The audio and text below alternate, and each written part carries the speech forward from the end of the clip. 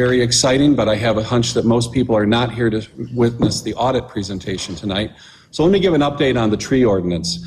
First of all, we will not be voting on anything tonight. The tree ordinance is not on the agenda. The agenda was put together Friday morning, and the literature was stuck to your mailboxes sometime over the weekend. So they got that wrong. I do not know when the tree ordinance will be coming back to the board. I will be meeting tomorrow with our township attorney and planner.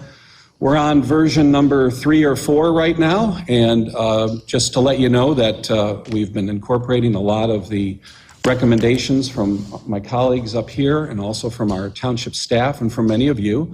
So thank you very much. If you emailed us with suggestions, we are certainly taking all of that into consideration.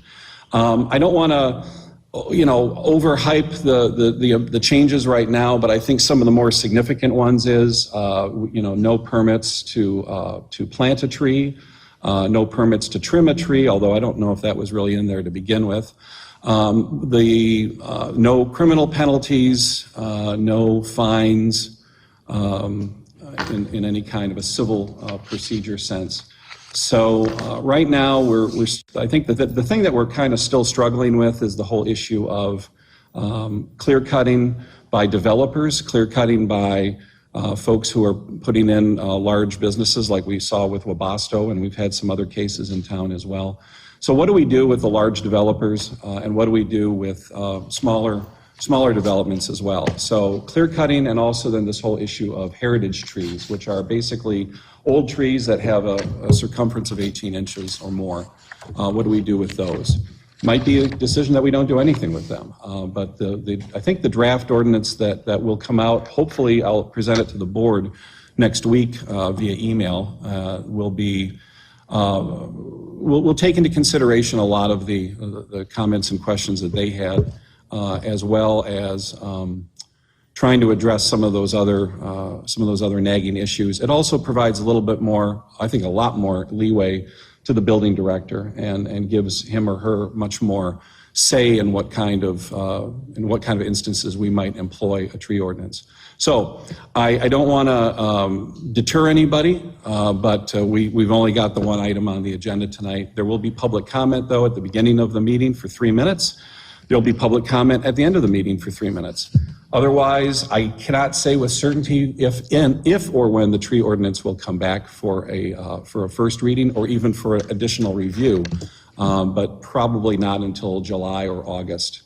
We have a very busy agenda still in June. We have a meeting on June 22nd, and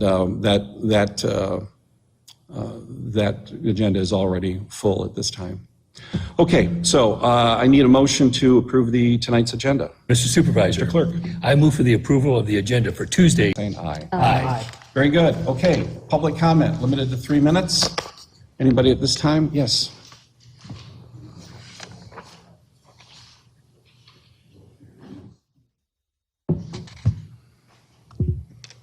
Hello, my name is Eileen Coleman, and I'll just read. I got this in my mailbox. So it's about the tree ordinance. I hadn't heard anything about it, so there wasn't any public notification. So, wow. So I read the ordinance and I'm like, you've got to be kidding. Unbelievable. So here's what I'll say. Several days ago, our neighborhood received a notice regarding a tree ordinance for the Township of Plymouth. Thank you to whoever delivered that notification. Many questions arose centering around private property and the freedom that flows from our ownership of such property. My concerns centered around the role of local government and the limitations that must be defended in relation to the care of one's land. This is why our property is private property. The government does not own our land. The private property owner has the right to decide landscaping, gardening, and tree care. It is, after all, their land. My question to the board is, who owns my land? Do I or any private property owner own our land? This ownership limits what a government can do, and this is central when making decisions for ordinances for trees. If you would like to be entrusted with the care of the trees on my property, you must first purchase the right to that property with the payment of my taxes. My question to the board is, what do you think private property means? The use of one's land is central to freedom. The property owner can decide how many trees to plant or not plant. They own their land. The property owner can decide to replace trees or not. They own their land. The property owner can decide to cut down a diseased tree or treat it. They own their land. The property owner can decide to take down a tree to allow more sun in their yard. They own their land. The property owner can decide to plant all new trees. They own the land. The property owner can take down a tree to avail space for a garden. They own the land. The property owner can take down a heritage tree that is partially diseased for fear that it may damage his or her roof. They own the land. The property owner might fail to care for their land perfectly. They might be weak sometimes. They own their land. This proposed ordinance seems to force government control. Government will on the people. Should a local government impose an ordinance with fees and fines to get compliance to control the use of one's land? Does this ordinance consider the financial impact on people's lives? Many of my neighbors were quick to ascertain that this was about money. And I question you, what is the motive for all the fees, fines, penalties of this ordinance? Have you thought of the financial implications for your constituents? Have you thought of the economic state of affairs in your community? Do you know we're just getting through a pandemic? Are you aware of the stresses on people's families? Most people in this beautiful township of Plymouth have beautiful properties that they have managed independent of government intervention. They are motivated to care for their own property. Okay, thank you. Anyone else at this time? Well, he beat you to it.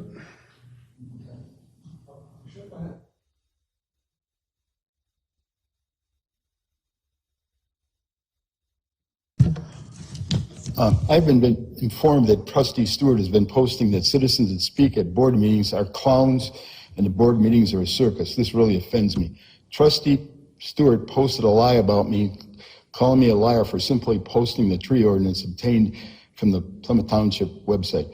I feel Trustee Kermy needs to apologize for this disgusting behavior. We're still waiting for his apology for calling us domestic terrorists. Thank you. Trustee Kermy has to apologize for that?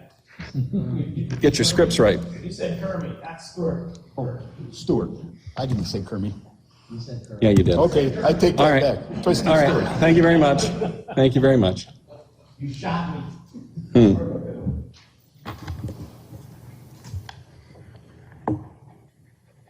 Good evening, all. My name is Walt Coleman. I live in Westbriar subdivision. I have to pass Mr. Kermy's house several times a day. I mean, on the way Mr. to and from work. And that. Heisey. I'm sorry, Mr. Heise. Sorry, I'm sorry. It's all your fault. It's all your fault, Kermy. I'm telling you. I stand corrected. Wait, I'm Chuck Kermy. I don't like you. Yeah. I'm offended. So I've lived in the community here for just a hair over 57 years. I was practically born here. During the May 25th meeting, and by the way, of course, you're making your amendments now and everything, but I'm going to speak to what the public knows as of right now when this thing was proposed. Okay. During the May 25th board meeting, Supervisor Heise and Planner Ha presented the proposed tree ordinance. It was represented as a codified version of the city plan, and a statement was made by Mr. Heise that he reviewed it with the city before presenting it. Why? Don't answer that right now. Oh, okay. It's Sorry. striking to me that this proposal is already in the form that could go into effect at any time during the current calendar year. See the last page. Yet, during the course of the meeting, Mr. Heise stated that he didn't support several clauses and that it was just a starting point. Odd, very odd that this comes to this level of completion, and yet you weren't even happy with the way it was put together. That's poor. Oddly, you would think that basic points regarding community safety, invasive species, threats to costly infrastructure would be the initial focus, with the needs of the community driving the expansion of the proposed ordinance from there.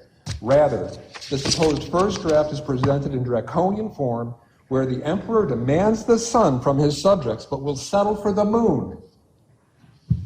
The proposal appears to be one created for public lands that has been adapted to the private sector, all but eliminating personal property rights with the mere stroke of a pen.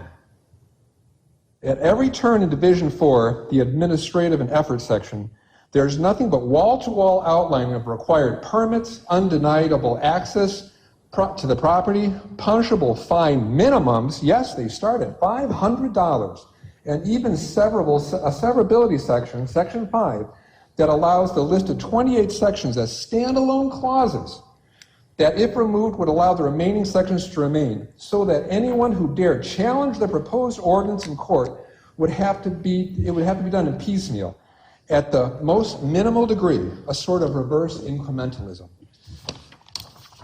All legal challenges would not only cost the challenging individuals for attorney fees, but would cost the rest of us, the taxpayers, to defend it. Truly a lose-lose scenario if there ever was one. Moreover, per Section 4 of the repeal, all other ordinances not supporting this one fall to it. Do we know what they are? Did you list them? Your time is rapidly coming to an Curiously, end. Section 9.28 through 98.5 are reserved. What does this mean? This document is in the form that, once again, at the stroke of a pen can become law. Okay. Odd, Mr. Heisey boasts of having opened You're gonna have the to wrap it up. administration, but he's decided a variable You'll blank have three. check You'll have three from more his minutes at the end of the constituency. meeting. I have to What be is fair to missing other from this people. document that's outlined in these sections is akin to Nancy time is Pelosi's up. logic. Your time you is have up. to pass it to get it and to Your understand time it. is up. Thank you. Yeah, fortune for you. Okay. All right. Anybody else? All righty. We're going to move on then to the audit. We agree. Beyond that, just let me, okay, the dollars, no charge.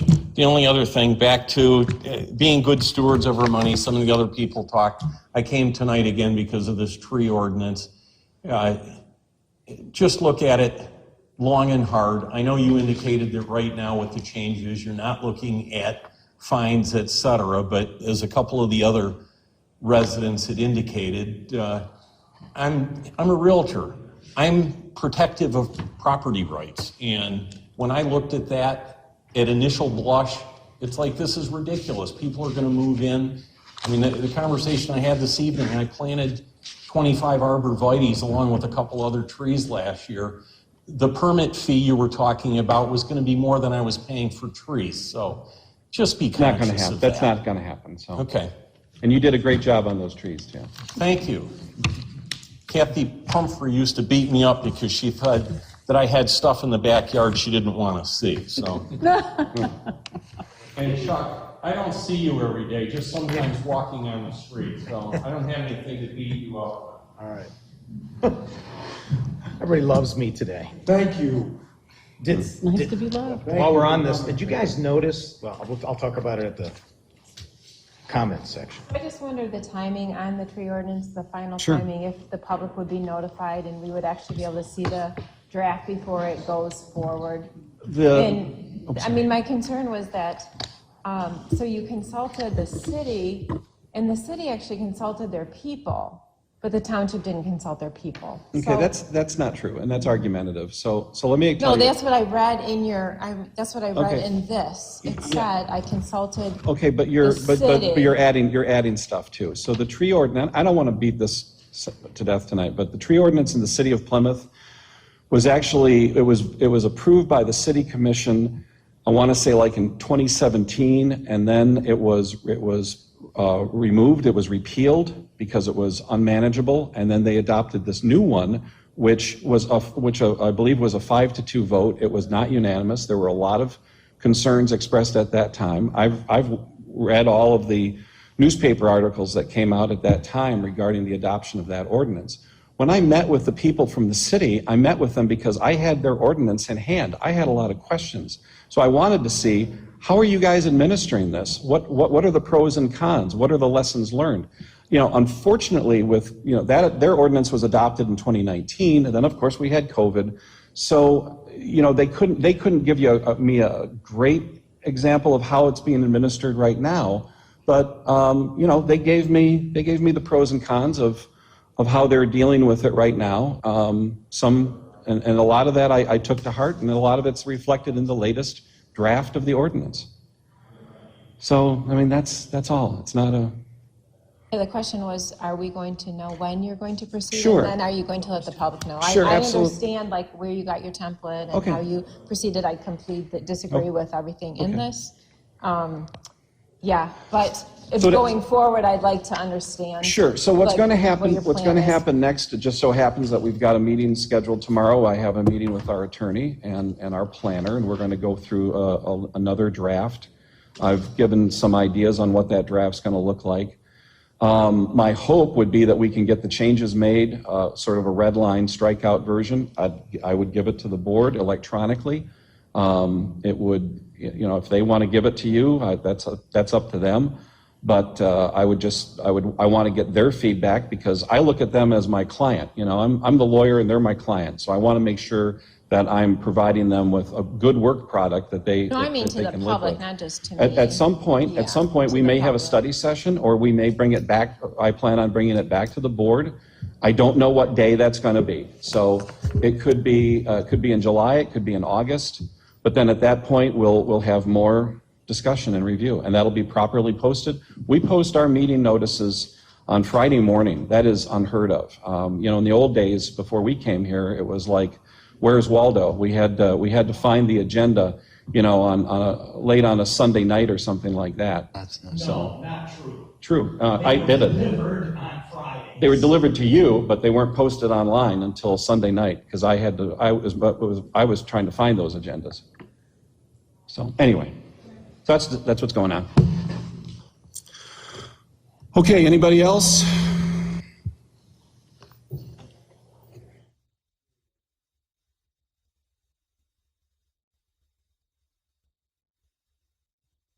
Now I have questions. So in the ordinance, you had section 98.28 through 98.50 that are reserved. What does that mean? That's standard ordinance drafting. Every time an ordinance is drafted by a local government anywhere in Michigan, that's the boilerplate that surrounds it. It provides additional flexibility if and when a municipality wishes to amend or add to an ordinance in the future. Any ordinance amendment, though, requires a vote of the Board of Trustees or the City Council. Why don't they just leave it at the end one, 27 or something like that? Why do you leave, why is it left, what's the legal jargon and the reason behind leaving an ordinance? Then I will yield to the attorney. It's because certain portions of the ordinance are put under different sections. So the current tree ordinance, or the last one that was put out there, was divided into 3 divisions. If you want to amend, say, Division 2, you have to save some room in Division 2 to amend it. You don't want to go into Division 3. It's a formatting thing only. But it all has to be approved and everything before someone fills in these blanks. Absolutely. It's got to go to the board. It's got to go through 2 readings and 2 approvals by the board before the ordinance would be officially amended. All right. Second question. So everybody is sitting here and they're so gleeful about this COVID money that's coming from the federal government, but it seems